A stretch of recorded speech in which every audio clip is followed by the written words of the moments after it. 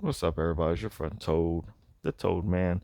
I'm here to talk about things that we should be looking at to invest in the MetaZoo. Oh my goodness.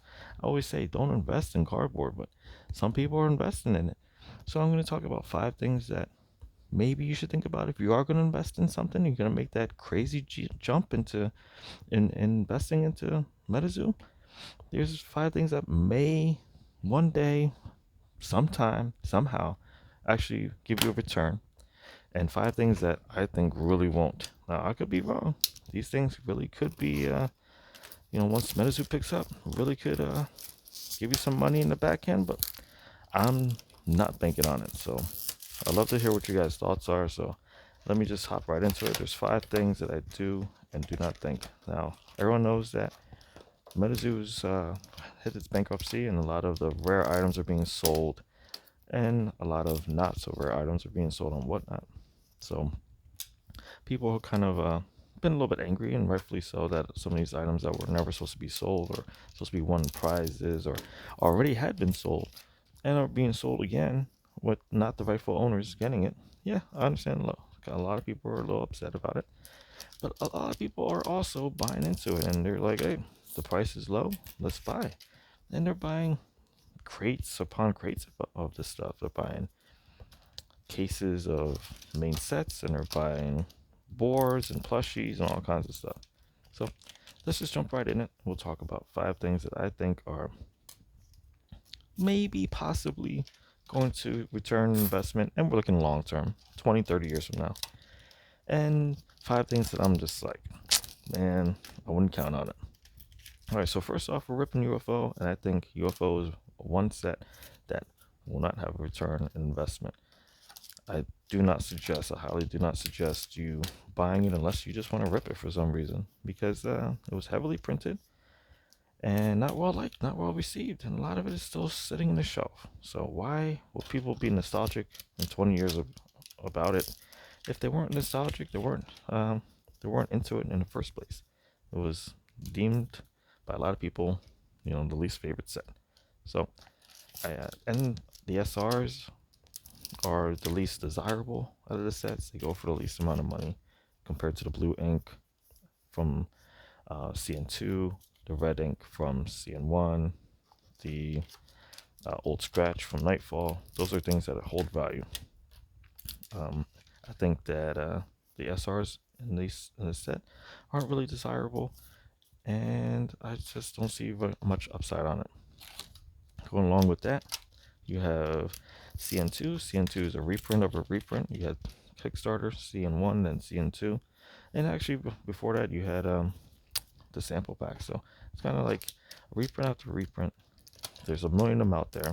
I don't think that the value of those are going to go up. It's not like, you know, it's not in low quantity. It's not, I mean, the quality is good on it, and there's a lot of pieces that people like. So maybe it might go up a couple bucks just for people to be like, hey, I want to rip and remember the past when I was able to get a moth. Like getting that CN moth is really cool. It always hits every time, but the prices were never really high on those, and I don't see it really going up much in the future, unfortunately. Now, so we talked about UFO being one. We talked about CN2, and Wilderness is another one. Wilderness is another one where it was overprinted completely.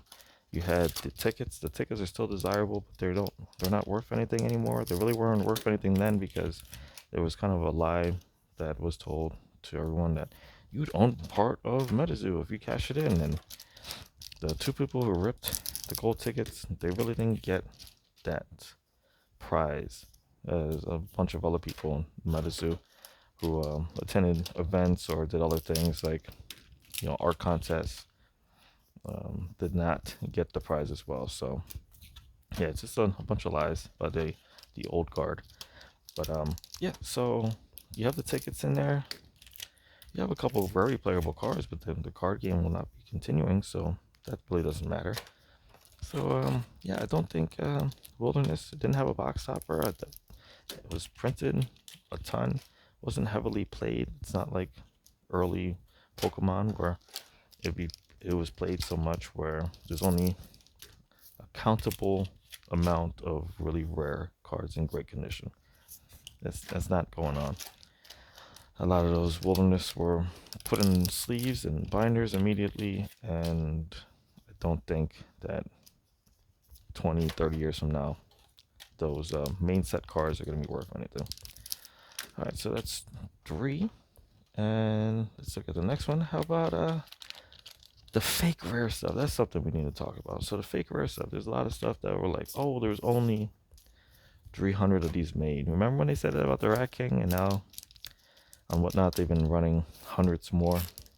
Well, who knows how much more? I don't want to speculate, but it seems like they have a lot more of those Rat Kings. They didn't seem like they were slowing down and selling them.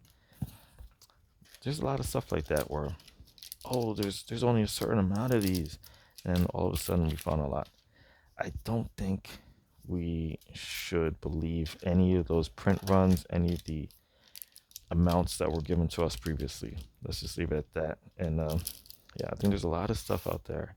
Like, I don't even want to say anything specifically because it might, somebody might give me some information that, or we might find out something new. But man, just seeing like those NFT cards, and those are supposed to be destroyed, and they're still sticking around and selling them. There's towers that were unreleased that are being sold now.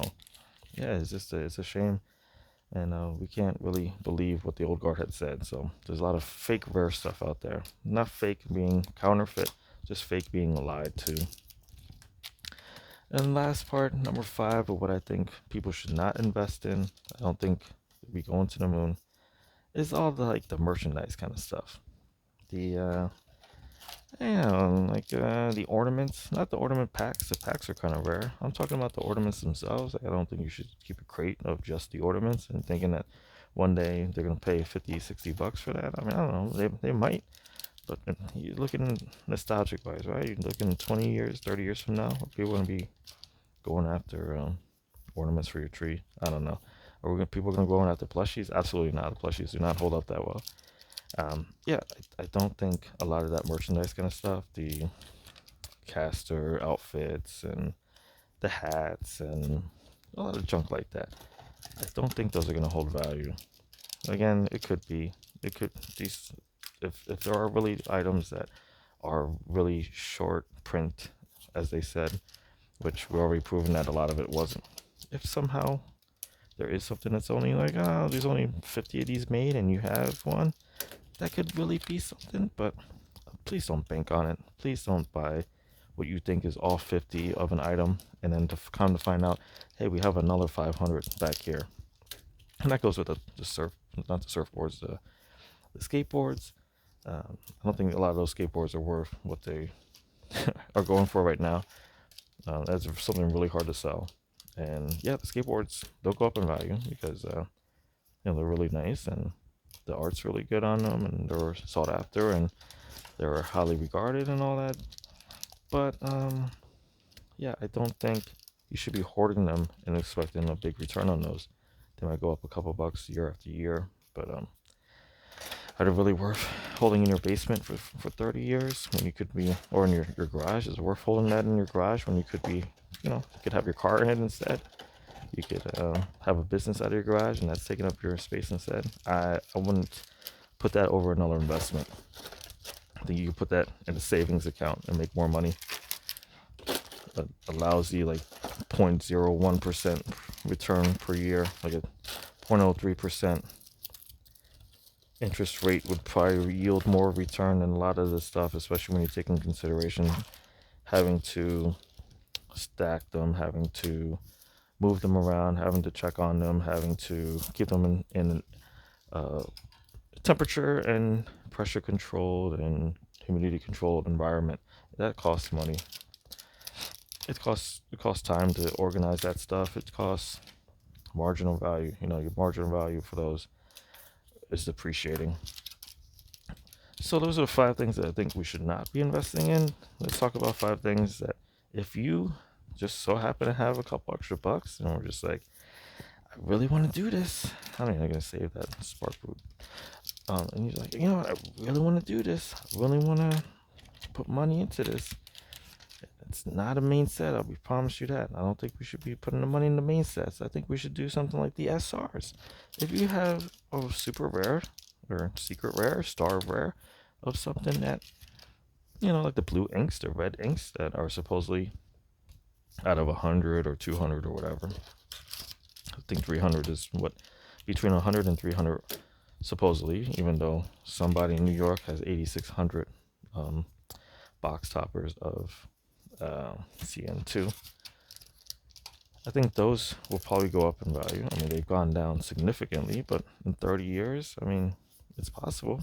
They're very sought after. The demand is high on them. The price is out of reach for most people. I think that if MetaZoo really takes off one day, that it could be desirable.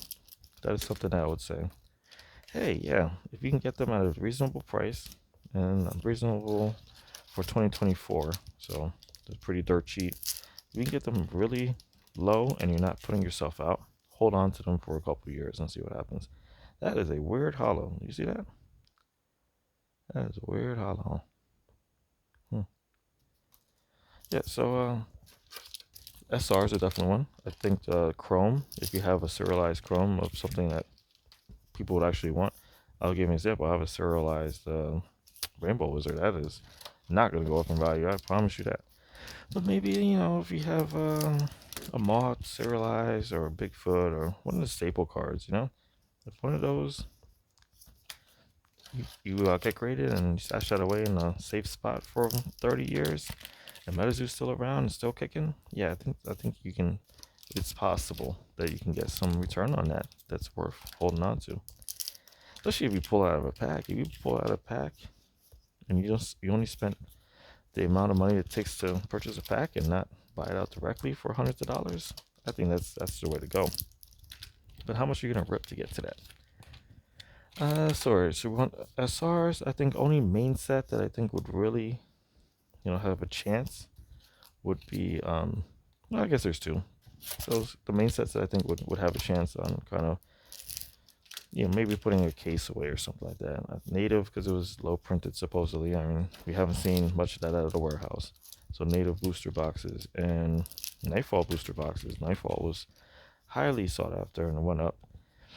And I think that those two are the main sets. I think they went up pretty quickly and came right back down. You can get them dirt cheap now. They're really good sets. The two of the best sets in MetaZoo ever put out. I think nostalgic people, this nostalgia will be flowing 20, 30 years when they can rip open a box. That might go for some pretty pennies. And yeah, of course, the Kickstarter. You can pick up a Kickstarter right now for low. And lows, I mean, they're still going for $700 to $1,000. It might not be low enough, but I wouldn't pay that much. I would wait for another dip. It might dip a little bit before. What the heck? Look how blurry that is. It might dip a little bit more before the new MetaZoo comes out. But yeah, if you have a couple bucks, like I said, that are extra, do not use the mortgage money. Do not use your food money. Use something that you already were. It was just sitting around. You didn't need it. Yeah, I'll throw a couple bucks at that. And there's maybe some mini sets. That'll be the fifth thing I want to talk about. Some of the mini sets might be worth something. And the mini sets are like the Disclosure 2.0. That was highly sought after at the time by players and people who are still collecting. I mean, MetaZoo was at a very low there, and a lot of people weren't buying in because they had a ton of pre-order money that was already stuck in limbo. So people weren't putting money into that, but the people who did buy it really enjoyed that set. It went up a little bit and came down now. But if you had some of those mini sets, and those are the sought after ones, not the ones printed to the moon like the first fan arts. I think those were really overprinted. Oh, the first fan arts were good. The second fan arts that were didn't really even have a chase to it. I think that maybe not that fan art, but maybe the first fan art, maybe first Christmas set, maybe the first Halloween set. If you have a couple bucks and you want to draw those at it, I would say those might go up in 20 years, right? I think they would be a good long-term investment. And again, we're talking 20, 30 years. So I think nostalgia would be sitting in. We also have to figure in too, a lot of the fan base is older. So you're thinking a 65-year-old man or a 70-year-old man is going to be ripping packs in 20, 30, 40 years? It's kind of unlikely. I don't see any. I don't see older people that age dipping into nostalgia. A lot of us are going to be dead. The fan base is older. 30 years from now, a lot of us aren't going to be around. The fan base that are here now aren't going to be nostalgic because they're going to be dead.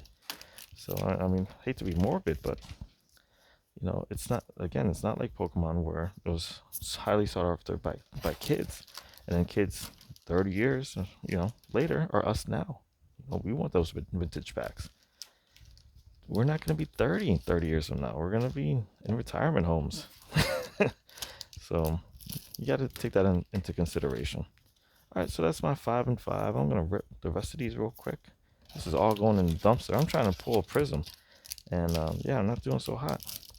So I'm going to finish up here. I'm going to throw away the rest of these unless somebody wants to claim them. You got to the end of the night, I guess, to claim these, and I'll just happily ship them. Just give me a couple bucks towards shipping. Yeah, none of this stuff was even worth ripping. But yeah, thank you for watching, I guess. And be nice to each other. Peace.